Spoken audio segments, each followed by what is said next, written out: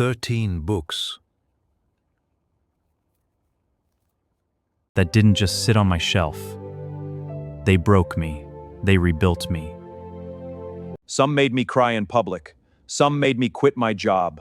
One of them saved my life. These are the 13 books that completely changed who I am.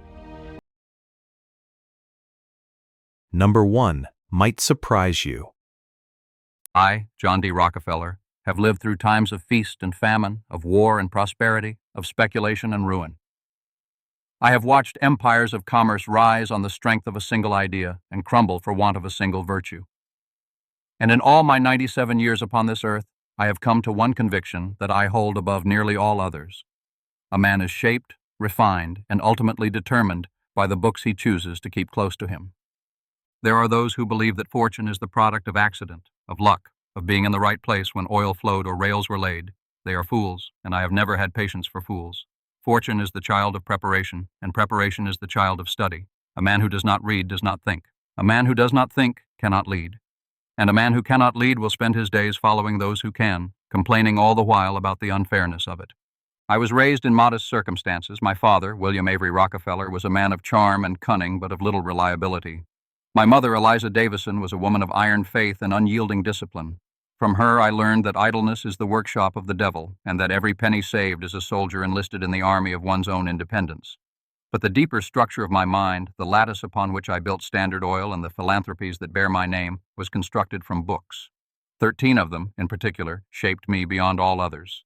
I shall speak of them now, plainly and without ornament, for I have never had use for flourish where substance will serve. The first and greatest of them is the Holy Bible. I do not name it first out of mere convention or piety, though I am a Baptist and have been all my life. I name it first because no other book has given me what the Bible has given me.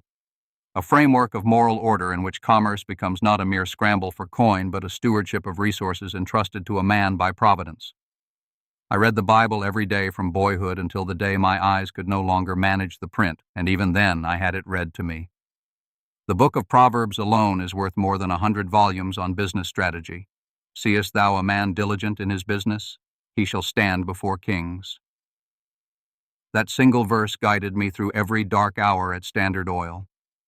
When the press called me a monster, when senators denounced me from their marble podiums, when my own competitors wept at having sold to me, I returned to that verse. Diligence, not cleverness, not ruthlessness, diligence. The Bible taught me that wealth is not the goal, but the byproduct of right living. It taught me that the tithe is not a loss, but a deposit in an account that pays eternal dividends. From my first wage of 50 cents, I gave a portion to the church, and I never stopped. The man who cannot give cannot truly own. He is owned by what he holds. The second book that shaped me was the autobiography of Benjamin Franklin. I read it as a young man, working as an assistant bookkeeper at Hewitt & Tuttle in Cleveland, earning $4 a week. Franklin's account of his own rise from runaway apprentice to statesman and inventor was, for me, a manual of practical virtue. His 13 virtues, listed and tracked in his little ledger, taught me a lesson I have never forgotten. That character is not a feeling but a discipline. He kept a chart and marked his failures each day. I adopted the practice in my own way. I kept ledgers not only of money but of conduct. I recorded my expenses to the penny from my 16th year onward, and I have those ledgers still. I called the first one Ledger A, and I treasured it more than many men treasure their deeds and stock certificates. Franklin taught me that small habits are the foundations of great fortunes. He taught me that frugality is not stinginess, but respect for the labor that produced each coin. And he taught me that a man should be useful, that the measure of a life is not what one accumulates, but what one contributes. The third book was The Wealth of Nations by Adam Smith. I shall not pretend I read every page with equal attention, for parts of it are dense and lawyerly. But the central insight of that great Scottish thinker entered my mind in my early 20s and never left.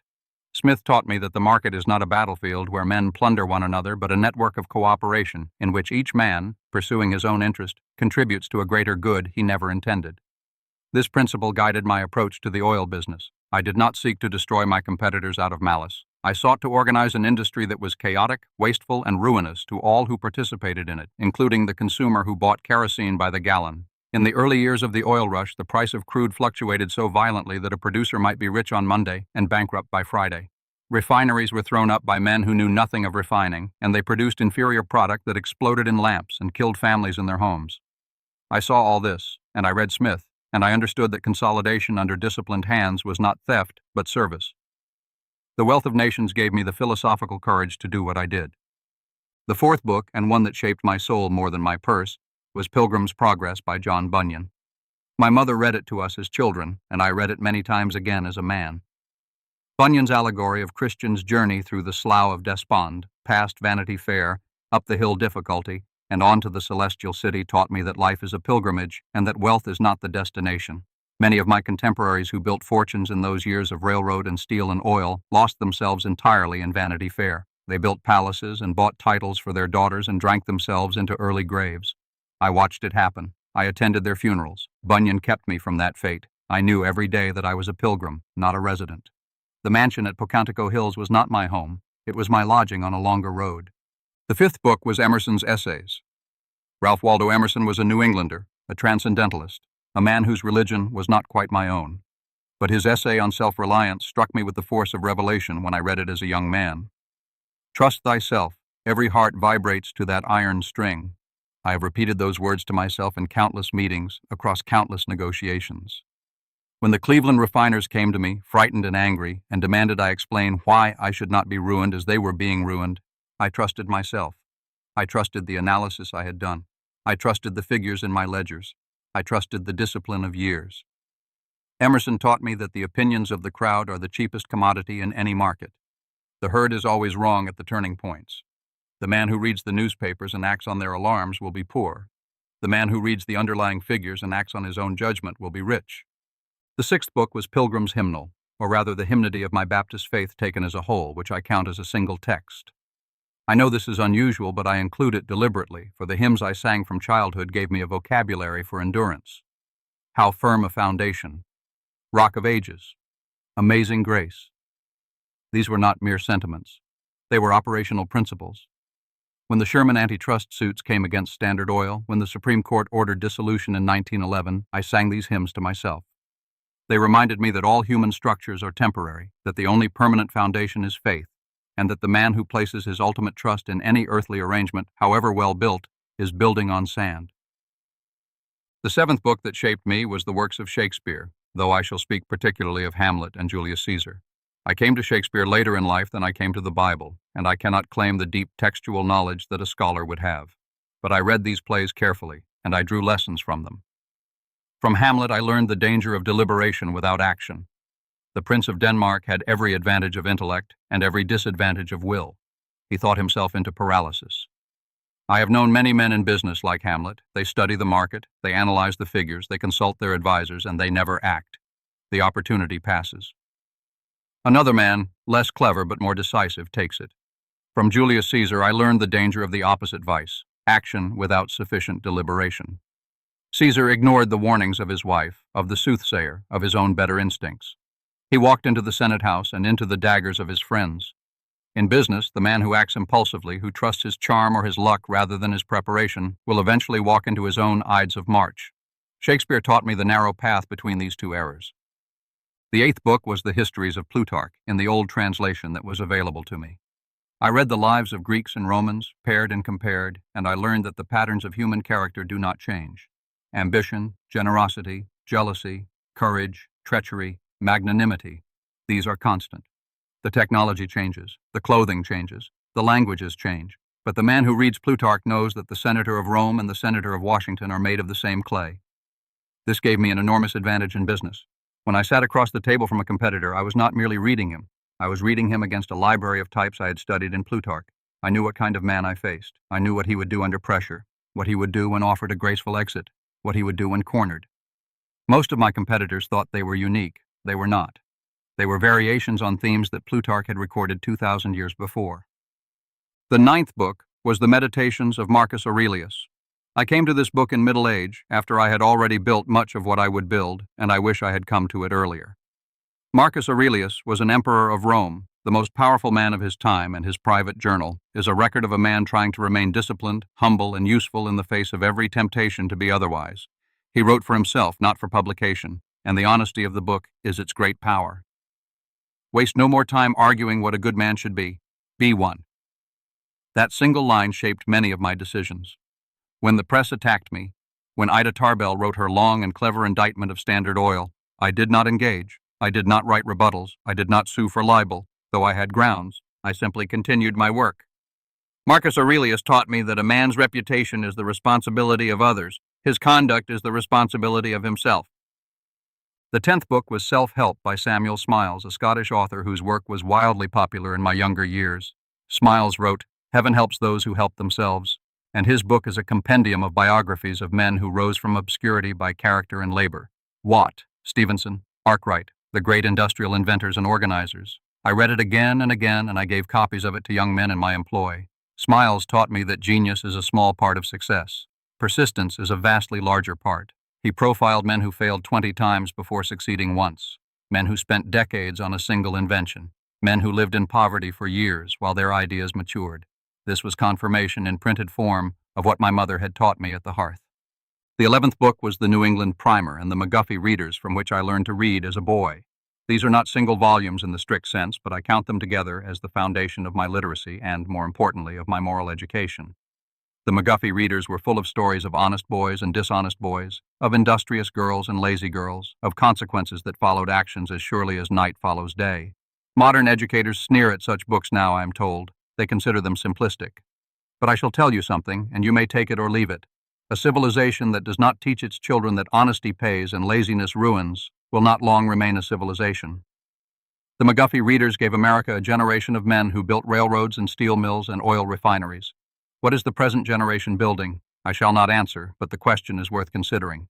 The 12th book was the writings of John Wesley, the founder of Methodism, particularly his sermon on the use of money. Wesley said 3 things, and I have lived by them. Gain all you can, save all you can, give all you can. Each of these 3 commandments is harder than it looks, and most men fail at one of them. Some are excellent at gaining but cannot save. Some save with a miser's grip but cannot give. Some give freely but never gain enough to give meaningfully. Wesley insisted on all 3, in sequence and in balance. I have tried imperfectly to follow his counsel. I gained through oil and rail and investment. I saved through frugality and the avoidance of luxury for its own sake. And I gave with great deliberation through the Rockefeller Foundation, the General Education Board, the University of Chicago, the Rockefeller Institute for Medical Research, and many other instruments. By the end of my life, I had given away more than $500 million, which in my time was a sum almost beyond imagining. Wesley's sermon was the operating manual for that giving. The 13th book is one many will not expect me to name, but I shall name it, The Annual Reports of Standard Oil and its Constituent Companies. I include them as a single book because, taken together, they constituted a continuous education for me across 40 years. I read every report. I read the figures and the footnotes. I read the production tables and the freight tables and the inventory tables. I read them at my desk in the morning and in my study at night. I made marginal notes. I asked questions. I learned more from these documents than from any work of philosophy or literature because these documents told me, in cold numbers, what was actually happening in the world I was responsible for. A man who builds a great enterprise and does not read its reports is not the master of the enterprise. He is its passenger. I was never anyone's passenger. Now, having named the 13 books, I shall tell you how I used them, for a list is of no value without a method. I read every morning. From the time I was 20 years old until my eyes began to fail in my late 80s, I read at least 1 hour every morning before I touched the business of the day. I read with a pen in my hand. I underlined passages. I copied sentences into notebooks. I have those notebooks still in the archives at Pocantico. They are filled with passages from these 13 books and from many others, and from time to time I went back through them and reread the passages, refreshing my memory and my conviction. I read repeatedly. I did not read a book once and place it on the shelf as a trophy. I read these 13 books many times. Some of them I read every year. The Bible I read continually in cycles, beginning again when I finished. Pilgrim's Progress. I read perhaps 15 times in my life. The Meditations I read whenever I felt my discipline slipping. A book is not a meal to be consumed once. It is a well to which one returns in every season of thirst. I read for application, not for entertainment. I do not despise entertainment. A man must rest his mind, and I read novels occasionally for pleasure. But the 13 books I have named were not pleasure reading. They were instruments. I read them to extract principles I could apply that very day in my work. When I read Emerson's Self-Reliance and the next morning faced a room full of nervous bankers demanding I justify my plans, I did not consult Emerson abstractly. I drew on him directly. The book had done its work in advance. I read in conversation with other readers. I had a circle of advisors and friends with whom I discussed what I was reading. Frederick T. Gates, who managed my philanthropy, was a great reader, and we exchanged books and arguments for decades. My son, John D. Rockefeller, Jr., I educated in many of these same books, and we discussed them at length. Reading is a solitary activity, but its fruits ripen in conversation. Let me now turn to the application of all this in the world as you find it today. You live in an age of distraction such as I could scarcely have imagined. There are devices in every pocket that demand attention every moment. There are streams of information flowing past your eyes with no order, no priority, no discrimination between what is essential and what is trivial. The average modern man, I am told, reads no books at all in a year. He reads fragments, he reads headlines, he reads the comments of strangers on matters of no importance, and then he wonders why he cannot think clearly, why he cannot accumulate wealth, why his life feels shallow and rushed and out of his control. Hear me clearly, you cannot build a fortune on fragments. You cannot build a character on headlines. The man who reads only what is current will be poor, because what is current is, by definition, common knowledge. Edge belongs to those who read what others do not, what others cannot, what others will not. The deep books, the difficult books, the old books, these are where edge lives. Begin with the Bible, whether you share my faith or not. Read it as literature, as history, as moral philosophy if you must, but read it. The wisdom of 3,000 years is not made obsolete by the invention of the telephone or the airplane or the computing machine. Human nature has not changed. Human nature is what makes markets and breaks them. Human nature is what you must understand to navigate any commerce or any career. Then read Franklin's autobiography. It is a short book. You can read it in a weekend. Keep his 13 virtues in mind. Keep a chart, as he did, if you can stand the discipline of it. I assure you that within 1 year your character will be visibly different, and your bank balance will follow. Then read Smith's Wealth of Nations, even if only the famous opening chapters and the chapter on the division of labor. Understand what a market actually is. Understand why price signals matter. Understand why the man who tries to fix prices, whether he is a king or a regulator or a merchant, will produce results he did not intend. Read Emerson on self-reliance and Marcus Aurelius on inner discipline. These two books together will armor you against the great enemies of judgment, the opinions of the crowd and the disturbances of your own emotions. A man who can think his own thoughts and master his own passions is rare. He will rise above his peers without effort simply by maintaining his composure while they lose theirs. Read Plutarch and Shakespeare for human types. You will deal with men all your life, and the better you understand the types of men, the less often you will be deceived. Every age has its Caesars and its Brutuses, its Hamlets and its Iagos, its Cassiuses and its Mark Antonys. Recognize them when you meet them. Read Smiles or some equivalent biography of self-made men. The detailed stories of how others rose are worth more than 100 motivational lectures. They show you the actual texture of struggle. They show you that nobody rose without obstacles and that nobody overcame obstacles without years of unglamorous effort. Read Wesley on money or some equivalent and let his 3 rules govern you. Gain all you can without injury to yourself or your neighbor.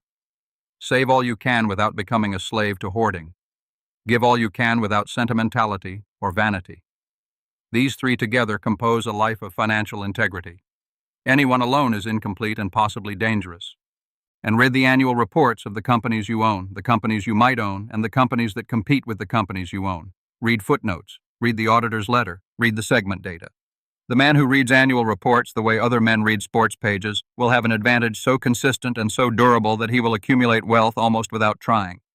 Set aside an hour every morning for this reading before the noise of the world reaches you. Defend that hour against all interruptions. It will be the most valuable hour of your day, of your year, of your life. The men who built America built it on hours like that. The men who will build whatever comes next will build it on hours like that. Do not read with the intention of impressing others. Do not read to have something clever to say at dinner. Read to change your mind and your conduct. If a book does not change you, you have either chosen the wrong book or read it carelessly. Try again. Keep a notebook. Copy passages by hand. There is something in the slow movement of the pen across the page that fixes ideas in the mind in a way that no skimming and no electronic underlining can match. I have notebooks from 60 years ago that I can still open and find the exact passage that shaped a decision I made in 1872. That is what reading should be, a continuous library of usable wisdom carried with you everywhere. Reread. I cannot say this often enough. The first reading of a great book gives you the surface. The second reading gives you the structure. The third reading begins to give you the depth. By the 10th reading, the book is no longer external to you. It has become part of how you see the world. Most men have never had this experience with any book, and they cannot understand why a few of us seem to act with such certainty in matters where they themselves feel only confusion. The reason is simple. We have rehearsed the principles 10,000 times in the silence of our own studies, and they have become our second nature. Surround yourself with readers. Mediocrity is contagious, but so is excellence. The men I worked with most closely, Henry Flagler, Samuel Andrews, William Rockefeller, my brother, and later Frederick Gates, were all men who read. We argued about books. We recommended books to one another. We were sharpening one another constantly. Find such men or such women in your own life. If you cannot find them, become the kind of reader who attracts them. I shall close now with a warning and a charge. The warning is this. You will be tempted in the modern age to believe that reading is obsolete, that information now comes in newer and faster forms, that books are for an older generation, and that you must move on to whatever is new. This is the same temptation that every generation faces, and it is wrong in every generation. The forms of knowledge change, the substance of wisdom does not. The man who cannot read patiently and deeply will be ruled by those who can. There has never been an exception to this rule, and there will not be one. You may choose to be ruled or to rule. The choice begins in the books you open in the morning. The charge is this. Choose your books with the seriousness you would bring to choosing a business partner or a spouse. A bad book is worse than no book because it occupies the place that a good book might have filled. The 13 books I have named served me. They may not be the precise 13 that will serve you. Find your own 13, but find them, read them, reread them, apply them. Pass them on to your children and to the young men and women who come within your influence. This is how civilizations are sustained across generations. This is how families remain great across centuries, not through the accumulation of money, which fades, but through the accumulation of principles, which compound. I, John D. Rockefeller, am an old man now in the year I write this, and I have outlived nearly everyone I once knew. The fortune I built has passed to other hands, and other hands will pass it on, and someday it will be dispersed entirely. That is the way of all earthly things. But the books I read, and the principles I drew from them, and the conduct that those principles produced, these have a longer life than any fortune.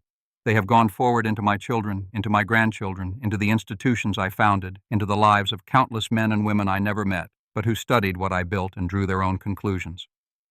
A man's true legacy is not what he leaves in vaults, but what he leaves in minds. The 13 books I have named left their work in my mind and through my mind in the world. Choose your 13. Begin tomorrow morning. Read them with a pen in your hand and a notebook beside you. Do this for 10 years and then look at your life. You will not recognize the man you were when you began. That is the promise of serious reading, and it is the only promise in this hard world that I have ever known to be kept without exception. Now go and read.